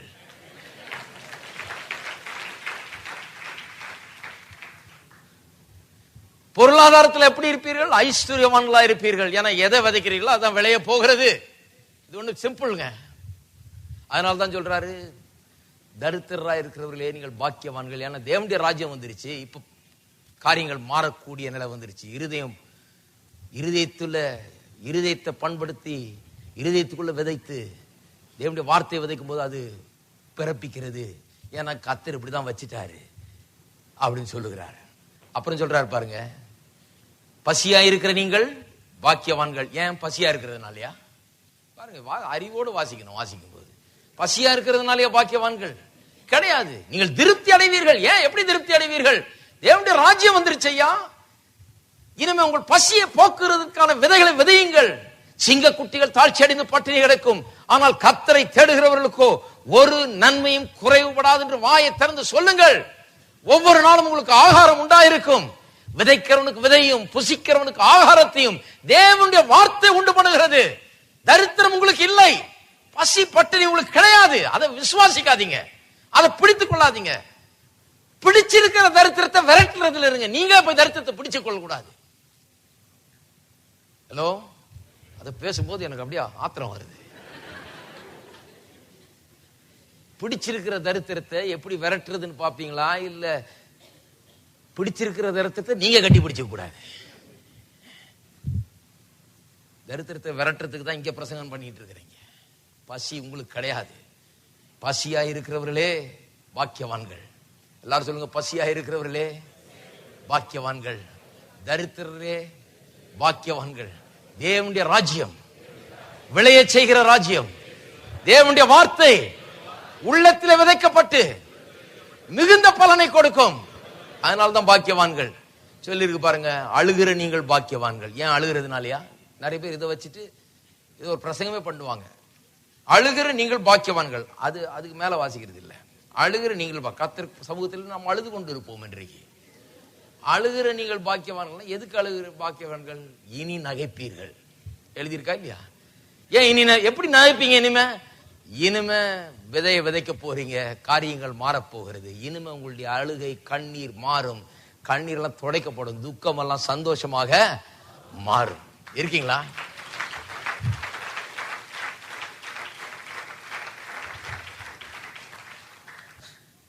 டைம் இல்லை, இது போதும் இன்னைக்கு. ஏன்னா அங்க எல்லாம் அடைச்சிக்கணும் இல்லை நான் போறதுக்கு வர்றதுக்கு. அதனால இது போதும். அருமையானவர்களே, எத்தனை பேர் சொல்றீங்க இது போதும்னு? அடுத்த வாரம் திரும்பவும் கொடுக்கப்படும். நான் சொல்லுகிறேன், நம்பிக்கையற்றவர்கள், தேவைகளில் சிக்கி கொண்டிருக்கிறவர்கள், பலவிதமான இன்னல்கள் இருக்கிறவர்கள், பல பிரச்சனைகள் இருக்கிறவர்கள் கூட இன்றைக்கு நம்பிக்கை உண்டு. ஏனால் தேவனுடைய ராஜ்யம் சமீபமா இருக்குதுன்னு சொன்னார் கர்த்தர். ஆனா இப்போ அப்படி இல்லை, உங்களுக்கு உள்ளே இருக்கிறது. இருக்கீங்களா? உள்ளே இருக்கிறது. ரட்சிக்கப்பட்டிருக்கிறீர்களா? இயேசுவை ஏற்றுக்கொண்டிருக்கிறீர்களா? ராஜ்யம் உள்ள வந்துருச்சுங்க. இந்த ராஜ்யத்தின் விதைகளை விதையுங்கள். இந்த ராஜ்யம் எப்படி வேலை செய்யுதுன்னு கற்றுக்கொள்ளுங்கள். இந்த ராஜ்யம் எப்படி உங்களுக்குள்ள கிரியை செய்து உங்களை மாற்றுகிறது என்பதை அறிந்து கொள்ளுங்கள். அறிந்து கொள்ளும் போது உங்களுடைய வாழ்க்கையிலே முன்னேற்றம், ஆசீர்வாதம் உண்டாகும். எல்லாரும் எழுந்து நிற்போம்.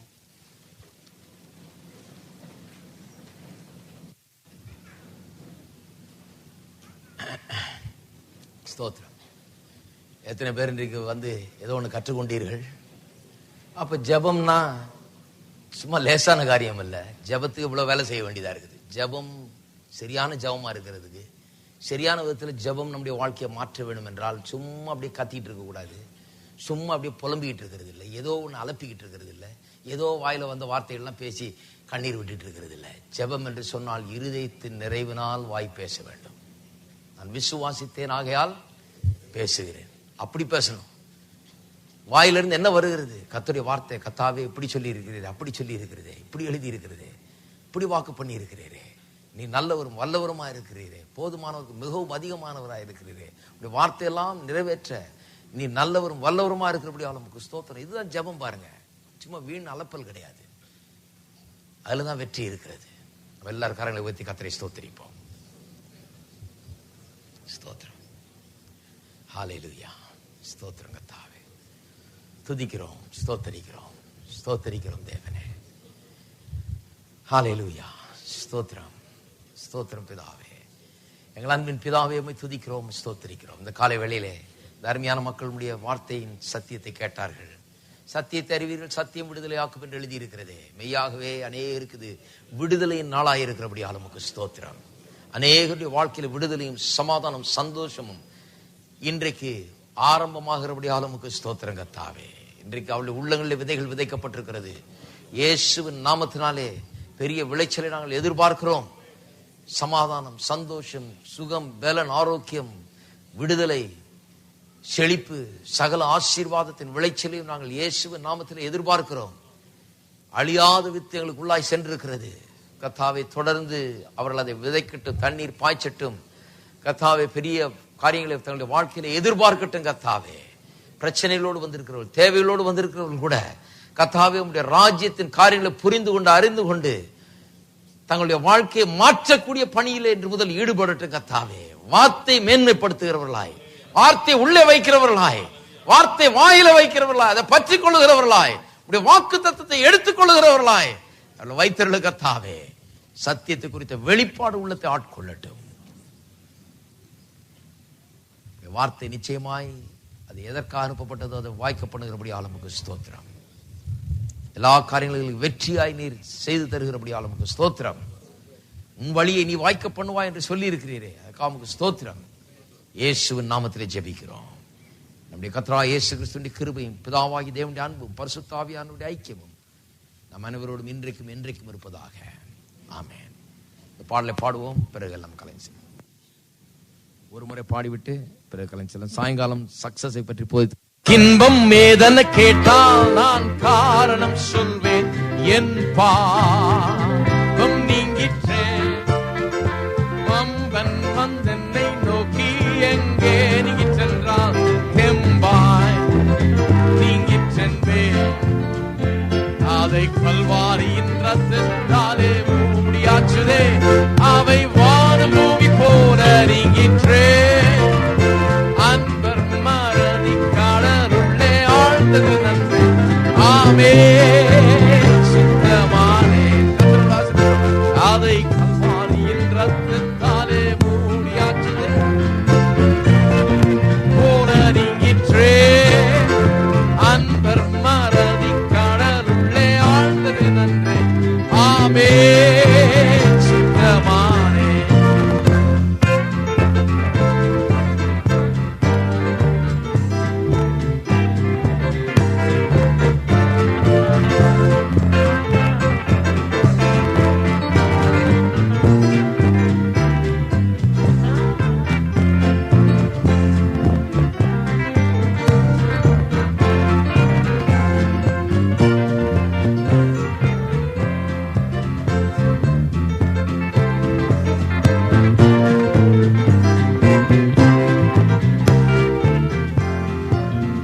சாத்தான் என்னிடம் வந்து சந்தேகமூட்டினால் நீ போ நீங்கிற்றென்பே. நீ துன்பத்துள்ளாக்கிட்டாய், என் நேசனை மீட்டார் நேச